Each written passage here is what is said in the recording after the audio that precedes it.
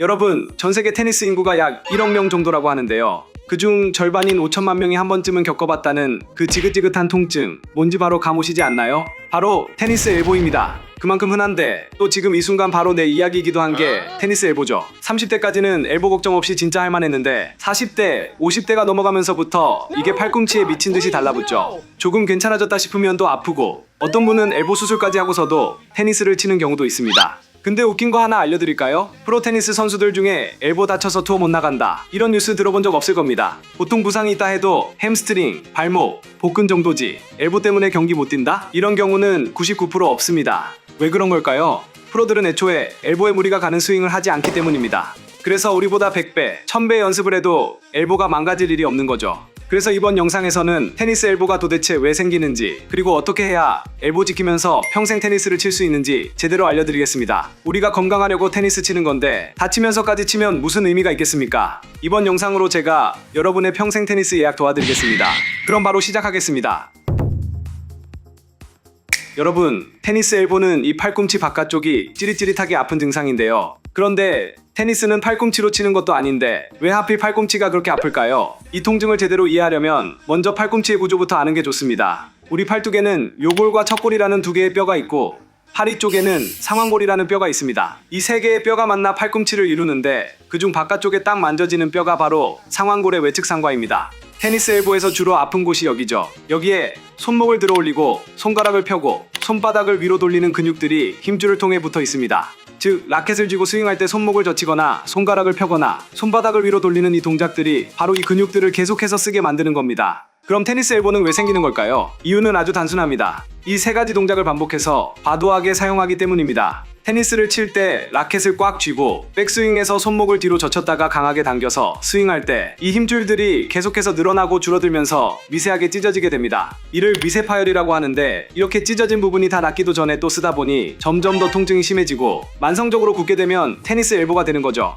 결국 이건 몸이 아직 준비가 안 된 상태에서 팔꿈치에 과부하를 준 겁니다. 엘보가 처음 올 때는 미세하게 찢어진 게 자연스럽게 아물면서 약간의 염증, 즉 건염이 생깁니다. 이 단계에선 몇 주 지나면 저절로 좋아지기도 합니다. 문제는 그 부위를 계속 쓰면서 회복할 시간을 주지 않으면 힘줄이 점점 더 약해지고 두꺼워지고 딱딱해지면서 퇴행성 변화로 가버린다는 겁니다. 이렇게 되면 몇 달은 기본이고 심하면 몇 년까지 만성적으로 이어질 수도 있습니다. 왜냐하면 이 부위는 혈관이 잘 안 통해서 스스로 낫기까지 시간이 정말 오래 걸리거든요. 그렇다고 너무 걱정하실 필요는 없습니다. 다행히 우리의 몸은 자극을 주면 다시 회복하려는 성질이 있어서 몇 가지 운동과 스트레칭만 꾸준히 해줘도 훨씬 더 빨리 낫고 재발도 막을 수 있습니다. 테니스 엘보를 완화하는 첫 번째는 바로 편심 운동입니다. 이 운동은 통증을 근본적으로 없애주는 가장 중요한 핵심 운동입니다. 방법은 간단합니다. 팔뚝을 박스나 벤치 위에 올려 고정하고 손목만 박스 밖으로 살짝 내밀어주세요. 그 상태에서 손목을 위로 들어 올린 뒤 4에서 5초 정도 유지합니다.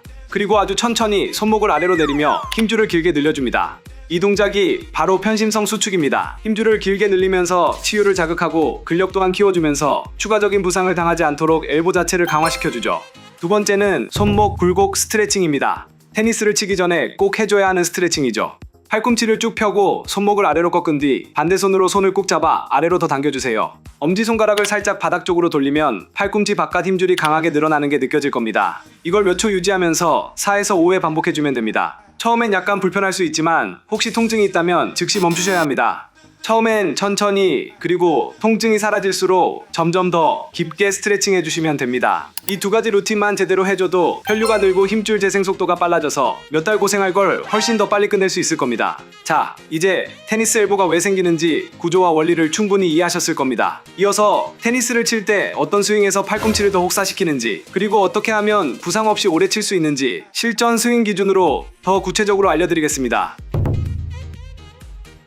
여러분, 테니스 엘보는 거의 세 가지 상황에서 주로 발생하는데요. 첫째, 팔 힘으로만 스윙할 때. 둘째, 공을 정확히 못 맞춰서 스위스팟을 벗어날 때. 셋째, 백핸드 발리나 원핸드 백핸드를 할 때입니다. 사실 이 세 가지만 알고 있어도 어떻게 엘보를 예방할지 답이 훤히 보일 거예요. 자, 그럼 왜 고수들은 테니스 엘보에 잘 안 걸릴까요? 힘을 빼고 쳐서 그렇다고들 하죠. 맞습니다. 그런데 사실 이건 절반만 맞는 말이라 할 수 있습니다. 왜냐면 힘을 아예 빼고 친다면 라켓 고정 없이 면을 끝까지 유지할 수 없기 때문이죠. 진짜 이유는 팔만 따로 움직이지 않고 몸 전체가 완벽히 조화를 이루어 스윙할 수 있으니 팔에 상대적으로 적은 힘이 들어가기 때문입니다.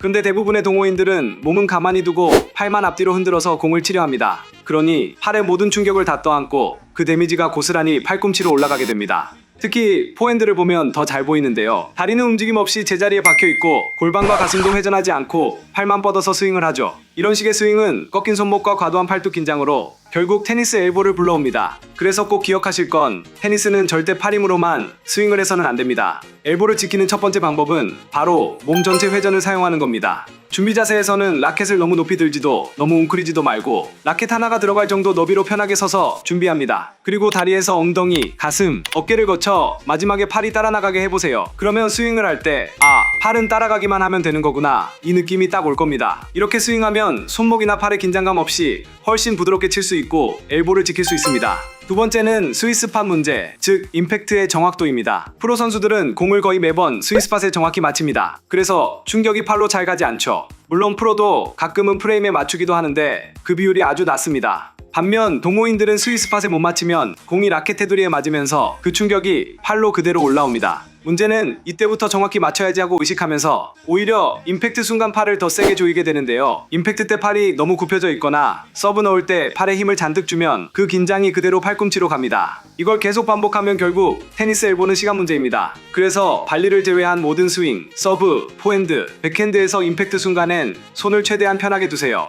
임팩트를 신경 쓰기보다 라켓이 공을 자연스럽게 통과하게 면만 부드럽게 움직여주면 됩니다. 억지로 꽉 때리려 들면 스윙 파워도 안 나고 오히려 팔만 더 아픕니다. 그러니 그냥 라켓이 알아서 공을 맞추도록 하는 스윙에 더 집중해주세요. 마지막은 백핸드에서의 문제입니다. 특히 원핸드 백핸드 드라이브나 슬라이스, 발리는 구조적으로 팔에 훨씬 더 큰 부담을 줍니다.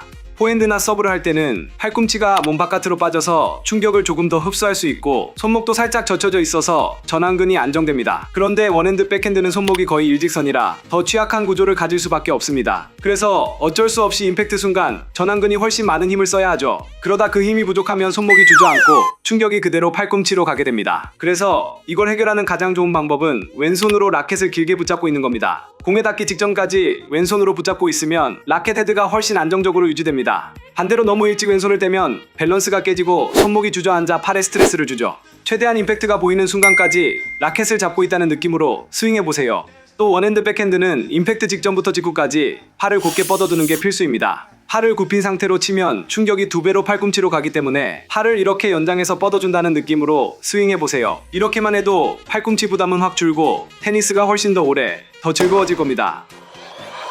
자, 오늘은 테니스 엘보를 해부학부터 시작해서 실제 스윙까지 어떤 원리로 무리가 가는지 알아봤는데요. 정리하면 딱 이겁니다. 팔로만 치지 말고 몸 전체를 써라. 그리고 임팩트 순간에 손을 편하게 둬라. 백핸드는 특히 왼손으로 라켓을 오래 잡아주고 팔꿈치는 쫙 펴줘야 한다. 이거였죠. 이렇게만 해도 여러분 팔꿈치가 얼마나 편해지는지 금방 느끼실 겁니다. 오늘 영상 보신 분들은 이제 테니스 치러 나가서도 겁먹지 말고 몸 전체를 써서 라켓을 돌려보세요. 그러면 팔꿈치는 훨씬 덜 아프고 공도 깔끔하게 뻗어나갈 겁니다. 저는 또 다음 영상에서 더 실전적이고 더 명확한 테니스 개념으로 찾아뵙겠습니다.